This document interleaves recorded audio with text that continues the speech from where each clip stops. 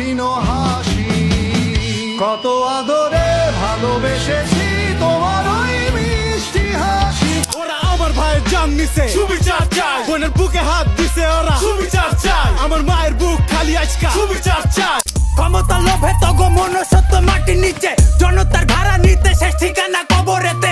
400 শহীদের বিনিময়ে আমাদের এই সোনা বাংলাদেশ 2.0 এই কোটা আন্দোলনে শহীদ হয়েছে ছাত্র, সাধারণ জনগণ, তাছাড়াও অনেকেই। কিন্তু কোটা আন্দোলনে অনেক শিল্পীরা গান গেয়েছে এবং তাদের সেই গান আমাদেরকে উৎসাহিত করেছে, যেসব গানের কারণে অনেক কণ্ঠশিল্পী জেলও খেটেছে। তো আজকে ভিডিওতে আমরা জানবো কোটা আন্দোলনে ভাইরাল 10টি গান। তো সবাইকে স্বাগতম জানাচ্ছি আজকে ভিডিওতে। যদি আপনি আমাদের চ্যানেলে নতুন দর্শক হয়ে থাকেন, অবশ্যই ভিডিওটি লাইক এবং চ্যানেলটি সাবস্ক্রাইব করার অনুরোধ রইল। নাম্বার 10, জ্যেষ্ঠতম বাপের ন্যাক। গানটি লিরিক করেছেন ইতুন বাবু এবং গেয়েছেন মৌসুমী চৌধুরী।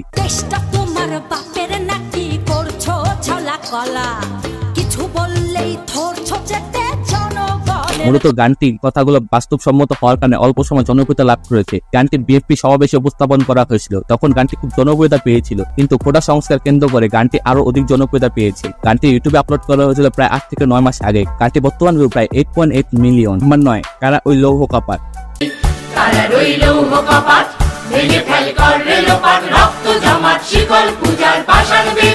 কারা ওই লৌহ কপাট গানটি বাংলাদেশের মুক্তিযুদ্ধের সময় রচিত এবং পরিবেশিত একটি গান, একটি জনপ্রিয় দেশাত্মবোধক গান। এই গানটি রচনা করেছিলেন বিখ্যাত কবি এবং বাংলাদেশের জাতীয় কবি কবি নজরুল ইসলাম। এই গানটি গেয়েছেন বাংলাদেশের বিখ্যাত সঙ্গীত শিল্পী আব্দুল জব্বার। 1971 সালে মুক্তিযুদ্ধের সময় এই গানটি মুক্তিযোদ্ধাদের উজ্জীবিত করার জন্য ব্যবহার করা হতো।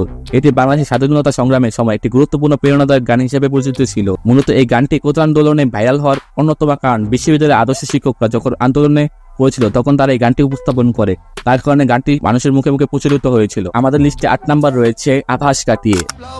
তোমার ক্ষীণ হাসি, কত আদরে ভালোবেসেছি তোমার ওই মিষ্টি হাসি। আনজিন তুহিন ভাইয়ের এই গানটি খুবই জনপ্রিয়তা লাভ করেছিল অল্প সময়ের মধ্যে। গানটি বর্তমান ভিউ প্রায় 21 মিলিয়ন। তারপরও আমরা যাচ্ছি নাম্বার 7, এ কেমন রাজ্য বলো।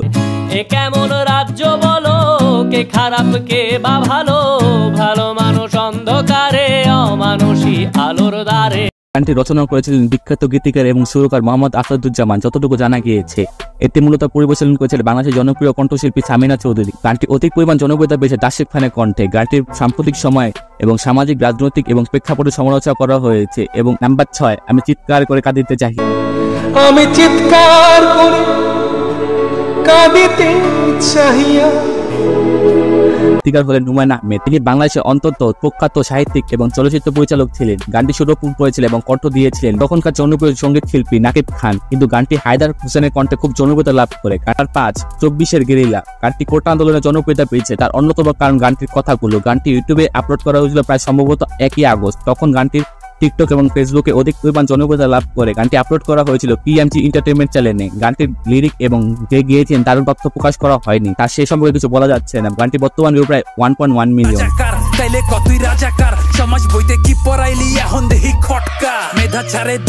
নাম্বার 4, কোটা সামের পৃথিবী সংস্কার। গানটি বাংলাদেশের খুব জনপ্রিয় কণ্ঠশিল্পী গাল্লি বয় খ্যাত রানা এবং তাবিব আহমেদ গিয়েছেন। গানটি লিরিক তাবিব আহমেদ লিখেছেন। গানটি মূলত কোটা আন্দোলনকে কেন্দ্র করে প্রকাশ করা হয়েছে। গানটি কোটা আন্দোলনের প্রথম দিকে আপলোড করা হয়েছিল। গানটি বর্তমান ভিউ প্রায় 7,40,000-এর মতো। রাস্তাঘাটে ঘোরেন দেখেন জীবন যুদ্ধে মাঠে কে, ঘরবাড়ি খানা পিনা জামা নাই শিক্ষা, তুমি তো লাখপতি আমি করি ভিক্ষা। নাম্বার 3, দেশ সংস্কার। এর মাধ্যমে কিছু সত্য কথা প্রকাশ করা হয়েছে, যার এর আগে কোনো কণ্ঠশিল্পী প্রকাশ করতে ভয় পেয়ে কিউব মিউজিক চ্যানেলে আপলোড করা হয়েছিল। ওরা আমার ভাইয়ের জান নিছে, সুবিচার চাই। বোনের বুকে হাত দিছে ওরা, সুবিচার।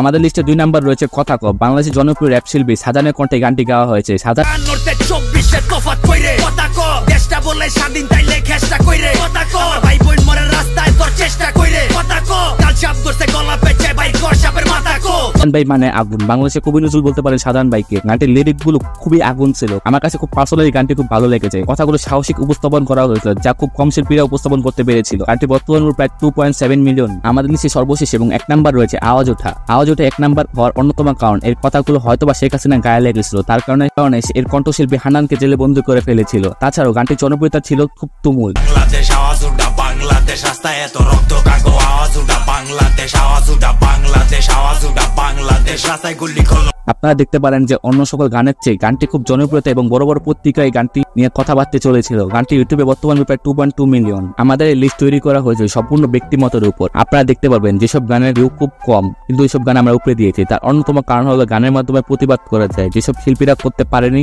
কিন্তু আমাদের লিস্টে যেসব সর্বশেষ রয়েছে তা কিন্তু অনেক আগের গান, তার জন্য আমরা এগুলো পিছিয়ে রেখেছি। এগুলো কিন্তু জনপ্রিয় গান হওয়া সত্ত্বেও আমরা এগুলো পিছিয়ে রেখেছি। তার কারণ হলো এগুলা গান এই কোটা দলকে কেন্দ্র করে দেওয়া হয়নি, কিন্তু কোটা দলের ভাইরাল হয়েছিল আরো। তাই তাদের প্রতি শ্রদ্ধা এবং ভালোবাসা জানিয়ে আজকে ভিডিও আমি শেষ করছি। সবাইকে সম্পূর্ণ ভিডিও দেখার জন্য ভালোবাসা রইল। অবশ্যই ভিডিওটি ভালো লাগলে লাইক করবেন এবং কমেন্ট করে জানাবেন আপনার মতামত এবং ছোটখাটো ভুল মার্জনা করবেন। আমাদের চ্যানেলটি নতুন হলে চ্যানেলটি সাবস্ক্রাইব করতে ভুলবেন না। আল্লাহ হাফেজ।